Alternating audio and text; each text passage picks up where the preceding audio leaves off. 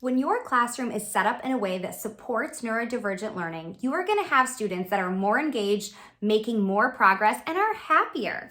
I'm Sasha Long. I'm the founder and president of the Autism Helper, and today I'm going to share 6 ways that you can create a neurodivergent affirming classroom. The first strategy is simple and easy. Give multiple ways to consume information.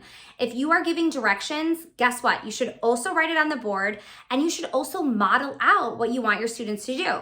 You say, okay, class, it's time to pack up and wait in line to go to gym. Write that on the board, pack up, wait in line to go to gym. Written text is a visual cue, and model that. Pack up your own stuff, go wait and stand in line. These 3 ways are going to help learners that receive information in different ways. Students with lower receptive language are going to really benefit from the modeling and the written words. Students that struggle with task initiation and sustained attention, 2 really important executive functioning skills, are also going to help by getting that information in different modalities. If you're asking your kids to wait and you say, hey, we've got 5 or 10 more minutes till something, not all learners are great with understanding the concepts of time. Maybe you also want to use a visual timer where you can show how much more time is left and there's a visual cue. Maybe you also want to use a visual wait card that visually breaks down a time period into sections and shows how much time is left. This is going to help neurodiverse students be successful for something like waiting. Strategy number 2, offer choices. This could just be the strategy for everything.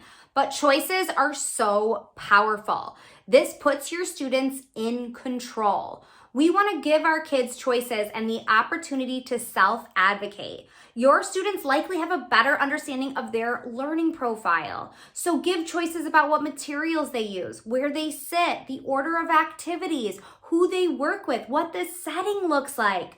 We all make those decisions for ourselves when we work, right? When you have time and you have to get something done, you make the decisions of what the setting looks like, if there's music on, if the door is closed.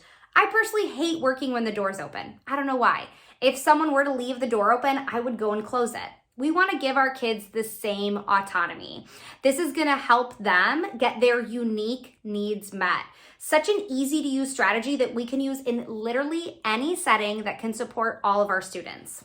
Strategy number 3, allow breaks. And you know what? Just don't ask too many questions. When I talk to teachers about this, sometimes people get uncomfortable and nervous. They're like, I should just give a break whenever he needs a break. I'm not saying it has to be that all encompassing, but I don't think we need to question so often when students ask for a break. I think we can teach our students how to recognize triggers that may be leading to them feeling overwhelmed or upset. And when they do identify those triggers, that when they ask us for a break, we're gonna say yes. That's really key. Not like, why do you need a break? Maybe later. If they need a break in that moment, validate and reinforce that request by giving them that break. Your student may need a break to engage in coping skills, self-soothing skills, to kind of regain their composure and then come back to the group.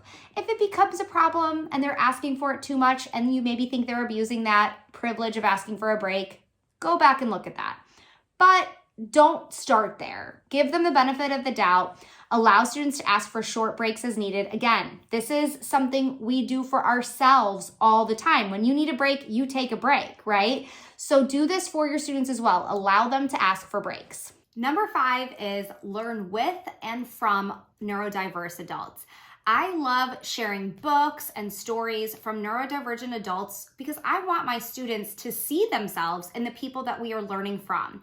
I also want them to see what success stories there are and what challenges they overcame. Here are a few of my favorite books. There are so many great ones. Temple Grandin, of course, is one that I love always bringing to different students. And there are also a lot of kids' books that have been written by autistic adults. And I love sharing the stories behind the authors with my students so they know that they can see themselves in the people that we are learning from. And last, assign students activities that highlight their strengths. If your student loves helping, have them be the morning helper, have them be the line leader, let them pass out materials. If your student is really good at art, have them help you illustrate a class book or design a bulletin board. Hone in on those strengths and then really help those students cultivate that area and show off that strength for the rest of their class and their peers. Really look at the individual strengths for each of your students when assigning general tasks for the classroom, things like that class helper, or parts of assignments. All right, these strategies seem small and simple, but they can make a huge impact on making sure that your neurodivergent learners feel comfortable, safe, and successful in your classroom. I'd love to hear how you are implementing these strategies in your room, and if you want to hear more from us, subscribe to our channel.